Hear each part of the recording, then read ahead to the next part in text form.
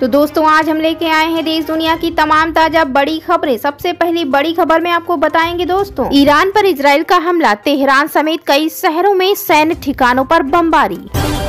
बांग्लादेश की अंतरिम सरकार ने जारी की चेतावनी, कहा आवामी छात्र लीग को ना दें पब्लिसिटी। नागपुर में शिवसेना उद्धव गुट की सीट पर कांग्रेस ने उतारे उम्मीदवार, मुंबई की 3 सीटों पर भी कैंडिडेट घोषित। भारत की राचेल गुप्ता ने रचा इतिहास, मिस ग्रैंड इंटरनेशनल 2024 का खिताब किया अपने नाम। आप नेता मनीष सिसोदिया ने बीजेपी पर लगाया आरोप, पदयात्रा में केजरीवाल पर हमले की कोशिश। अब एक साथ 85 विमानों को मिली धमकी, 20 एयर इंडिया तो 25 अकाशा की उड़ानें शामिल। बॉलीवुड फिल्म दंगल ने की 2000 करोड़ रुपए की कमाई, हमें मिले केवल 1 करोड़, बबीता फोगाट ने किया बड़ा खुलासा। एनसीआर में बसेगा नया शहर, योगी सरकार ने दे दी मंजूरी। जम्मू कश्मीर के गुलमर्ग में आतंकी हमले में 2 सैनिक शहीद, 2 नागरिकों की भी मौत। बांग्लादेश की शेख हसीना की पार्टी के स्टूडेंट विंग पर लगा बैन, एंटी टेरर कानून के तहत एक्शन। तो दोस्तों सभी खबरों को आपको एक एक कर बताने वाले हैं, इससे पहले वीडियो को लाइक और चैनल को सब्सक्राइब कर दो। इसी बीच बढ़ते हैं दोस्तों अगली खबर की ओर। ईरान पर इजराइल का हमला, तेहरान समेत कई शहरों में सैन्य ठिकानों पर बमबारी। इजराइल ने ईरान पर हमला कर दिया है। इजराइल ने तेहरान समेत कई शहरों में ईरान के सैन्य ठिकानों पर बमबारी की। खुद इजराइल डिफेंस फोर्स यानी IDF ने इसकी पुष्टि की। बताते चले दोस्तों, इजराइल डिफेंस फोर्स के इंटरनेशनल स्पीकर नदाव शोशानी ने बताया कि ईरान ने 1 अक्टूबर को इजराइल की ओर 20 से ज्यादा मिसाइलें दागी थी। तर्क दिया गया कि यह हमला हिजबुल्लाह नेता हसन नसरल्लाह और अन्य की हत्या का जवाब था। तो इसी बीच बढ़ते हैं दोस्तों अपनी अगली खबर की ओर। बांग्लादेश की अंतरिम सरकार ने जारी की चेतावनी, कहा आवामी छात्र लीग को ना दे पब्लिसिटी। जी हाँ, बता दें दोस्तों, बांग्लादेश में चल रहे संघर्ष के बीच बांग्लादेश की अंतरिम सरकार के मुख्य सलाहकार मोहम्मद यूनुस के विशेष सचिव महफूज आलम ने मीडिया को एक चेतावनी दी। उन्होंने बांग्लादेशी मीडिया को आवामी लीग के छात्र संगठन बांग्लादेश छात्र लीग की खबरों को प्रसारित करने को लेकर चेतावनी दी है।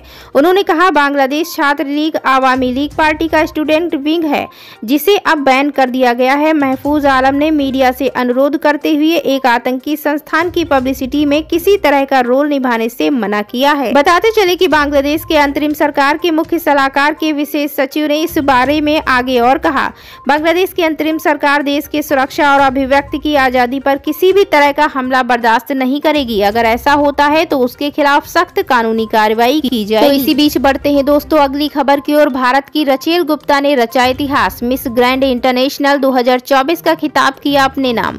बता दें दोस्तों, भारत की 20 वर्षीय राचेल गुप्ता ने मिस ग्रैंड इंटरनेशनल 2024 का खिताब जीतकर इतिहास रच दिया है। यह खिताब जीतने वाली वह पहली भारतीय है। बैंकॉक थाईलैंड के ब्रावो बीकेक मॉल के MGI हॉल में आयोजित फिनाले में रेचल ने 69 प्रतिभागियों के बीच भारत का नाम ऊंचा किया। तो इसी बीच बढ़ते हैं दोस्तों अगली खबर की ओर। नागपुर में शिवसेना उद्धव गुट की सीट पर कांग्रेस ने उतारे उम्मीदवार। बता दें दोस्तों, कांग्रेस पार्टी ने 23 उम्मीदवारों की दूसरी सूची जारी कर दी है। विधानसभा चुनाव में सीट बंटवारे की पेचीदगियां सुलझाने के बाद कांग्रेस ने शनिवार सुबह दूसरी सूची जारी की। इससे पहले पार्टी ने 65 उम्मीदवारों की सूची जारी की थी। इस दूसरी सूची में विशेष रूप से विदर्भ क्षेत्र की सीटें हैं। विदर्भ में कांग्रेस की स्थिति मजबूत है और इसी इलाके के पार्टी के प्रदेशाध्यक्ष नाना पटोले भी आते हैं। इस दूसरी सूची में नागपुर जिले से 3 उम्मीदवारों के नाम की घोषणा की गई है। वहीं आवेदन पत्र भरने के लिए केवल 4 दिन बचे हैं। देर से सूची आने के कारण उम्मीदवारों को तैयारी के लिए बहुत कम समय मिलेगा। तो इसी बीच बढ़ते हैं दोस्तों अपनी अगली खबर की ओर। आप नेता मनीष सिसोदिया ने बीजेपी पर लगाया आरोप, कहा पदयात्रा में केजरीवाल पर हमले की कोशिश। जी हां, बता दें दोस्तों, दिल्ली के पूर्व मुख्यमंत्री और आम आदमी पार्टी के सुप्रीमो अरविंद केजरीवाल पर पदयात्रा के दौरान हमले की कोशिश की गई। आपके नेताओं ने आरोप लगाया कि भाजपा की ओर से भेजे गए गुंडों ने अरविंद केजरीवाल पर हमला करने की कोशिश की है। वहीं आप नेता मनीष सिसोदिया ने सोशल मीडिया प्लेटफॉर्म X पर एक पोस्ट करते हुए लिखा कि अरविंद केजरीवाल जी पर हमला हुआ बेहद निंदनीय और चिंताजनक है। यह साफ है कि भाजपा ने अपने गुंडों से ये हमला कराया है। अगर अरविंद केजरीवाल जी को कुछ होता तो उसकी पूरी जिम्मेदारी भाजपा पर होगी। हम डरने वाले नहीं हैं, आम आदमी पार्टी अपने मिशन पर डटी रहेगी। तो इसी बीच बढ़ते हैं दोस्तों अगली खबर की ओर। बॉलीवुड फिल्म दंगल ने की 2000 करोड़ रुपए की कमाई, हमें मिले केवल 1 करोड़। बबीता फोगाट ने किया बड़ा खुलासा। भारत की पूर्व महिला पहलवान बबीता फोगाट ने बॉलीवुड फिल्म दंगल को लेकर बड़ा खुलासा किया है। बता दें कि आमिर खान स्टारर फिल्म दंगल गीता, बबीता और उनके पिता महावीर फोगाट की कहानी से प्रेरणा पर बनी थी। इस फिल्म ने बॉक्स ऑफिस पर अच्छी कमाई की थी। वहीं बबीता फोगाट ने पहलवानी से संन्यास लेने के बाद राजनीतिक राह अपनाई और उन्होंने फिल्म दंगल की आर्थिक जानकारी के बारे में खुलासा करके बहुत लोगों को चौंकाया। जानकारी के मुताबिक दंगल फिल्म ने 2000 करोड़ रुपए से ज्यादा की कमाई की थी। हालांकि बबीता फोगाट ने खुलासा किया कि उनके परिवार को मेकर्स द्वारा केवल 1 करोड़ रुपए की रकम प्राप्त हुई। तो इसी बीच बढ़ते हैं दोस्तों अपनी अगली महत्वपूर्ण खबर की ओर। अब एक साथ 85 विमानों को मिली धमकी, 20 एयर इंडिया तो 25 आकाशा की उड़ानें शामिल। जी हां, बता दें दोस्तों, विमानों को बम से उड़ाने की धमकी से जुड़े मामले थम नहीं रहे। अब 85 विमानों को उड़ाने की धमकी मिली है। इनमें एयर इंडिया के 20 विमान शामिल हैं। जिन विमानों को धमकी मिली है उनमें 20 इंडिगो, 20 विस्तारा और 25 आकाशा की उड़ानें भी शामिल हैं। न्यूज एजेंसी के मुताबिक इससे पहले दिल्ली पुलिस ने पिछले 8 दिनों में 90 से ज्यादा घरेलू और अंतर्राष्ट्रीय उड़ानों को बम से उड़ाने की धमकी के संबंध में 8 अलग-अलग FIR दर्ज की हैं। जिन उड़ानों को धमकी मिली उनमें आकाशा, एयर इंडिया, इंडिगो और विस्तारा की सेवाएं शामिल हैं। ये उड़ानें दिल्ली से विभिन्न घरेलू और अंतर्राष्ट्रीय गंतव्यों के लिए संचालित होती हैं। पुलिस का कहना है कि इन मामलों में जांच की जा रही है। तो इसी बीच बढ़ते हैं दोस्तों अपनी अगली खबर की ओर। NCR में बसेगा नया शहर, योगी सरकार ने दे दी मंजूरी। जी हां, बताते चले दोस्तों, दिल्ली NCR में रहने वाले लोगों के लिए एक बड़ी खुशखबरी है। उत्तर प्रदेश की योगी सरकार जल्द NCR में एक नया शहर बसाने जा रही है। इस शहर काफी हाईटेक होगा। इस शहर का नाम होगा राया अर्बन सेंटर और इसे मथुरा में राया के पास यमुना एक्सप्रेसवे के किनारे बसाया जाएगा। वहीं योगी सरकार ने राया अर्बन सेंटर के मास्टर प्लान 2031 को मंजूरी भी दे दी है। इस प्रोजेक्ट से दिल्ली NCR के अलावा मथुरा, आगरा, अलीगढ़ और आसपास के जिले के लोगों को भी फायदा होगा। इस प्रोजेक्ट का एक मकसद पर्यटन को बढ़ावा देना है। इसी बीच बढ़ते हैं दोस्तों अगली खबर की ओर। जम्मू कश्मीर के गुलमर्ग में आतंकी हमले में 2 सैनिक शहीद, 2 नागरिकों की भी मौत।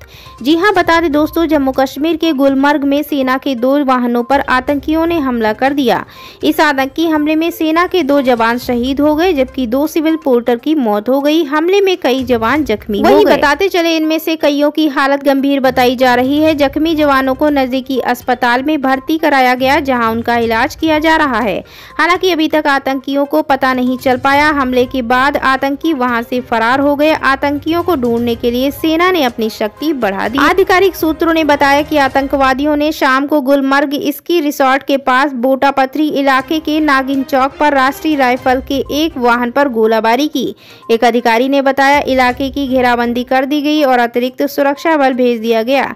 इससे पहले गुरुवार को पुलवामा जिले के त्राल इलाके में आतंकियों ने उत्तर प्रदेश के एक मजदूर पर गोली चलाकर उसे घायल कर दिया। मजदूर को मामूली चोट आई। तो इसी बीच बढ़ते हैं दोस्तों अपनी अगली महत्वपूर्ण खबर की ओर। बांग्लादेश की शेख हसीना की पार्टी के स्टूडेंट विंग पर लगा बैन, एंटी टेरर कानून के तहत एक्शन। बांग्लादेश में एक बड़ा राजनीतिक बदलाव देखने को मिला। शेख हसीना की पार्टी आवामी लीग के स्टूडेंट विंग स्टूडेंट लीग को बैन कर दिया गया है। नोबेल पुरस्कार विजेता मोहम्मद यूनुस के नेतृत्व में काम कर रही अस्थायी सरकार ने बुधवार को एक गजट जारी कर इसका ऐलान किया। स्थानीय शासन ने 2009 के आतंकवाद विरोधी कानून के प्रावधानों के तहत संगठन पर बैन लगाया है। बताते चले कि गृह मंत्रालय की अधिसूचना के मुताबिक बांग्लादेश स्टूडेंट लीग को सार्वजनिक सुरक्षा के लिए खतरा पैदा करने वाली गतिविधियों में शामिल पाया गया। इन गतिविधियों में हत्या, प्रताड़ना, कॉलेज परिसरों में उत्पीड़न, छात्र डॉर्मिटरी में सीट ट्रेनिंग, टेंडर में हेरफेर, बलात्कार और यौन उत्पीड़न जैसी गंभीर आपराधिक गतिविधियां शामिल हैं। तो इसी बीच बढ़ते हैं दोस्तों अपनी अगली खबर की ओर। UNSC में भारत है जरूरी, रूस ने स्थायी सीट के लिए फिर किया समर्थन। रूस के विदेश मंत्री सर्गेई लावरोव ने कहा कि उनका देश भारत, ब्राजील और अफ्रीकी देशों की संयुक्त राष्ट्र सुरक्षा परिषद में स्थायी सदस्यता चाहता है। उन्होंने कहा, वैश्विक संस्था में विश्व की बहुलता के प्रतिनिधित्व के लिए यह जरूरी है। लावरोव ने कहा कि क्षेत्रीय प्रमुखता वाले इन देशों को सुरक्षा परिषद में शामिल किए जाने की लंबे समय से जरूरत महसूस की जा रही है। रूसी विदेश मंत्री सर्गेई लावरोव ने एक वेबसाइट से बात करते हुए कहा कि भारत, ब्राजील जैसे देशों के साथ साथ अफ्रीका के प्रतिनिधियों को भी लंबे समय तक सुरक्षा परिषद में स्थायी तौर पर रहना चाहिए था।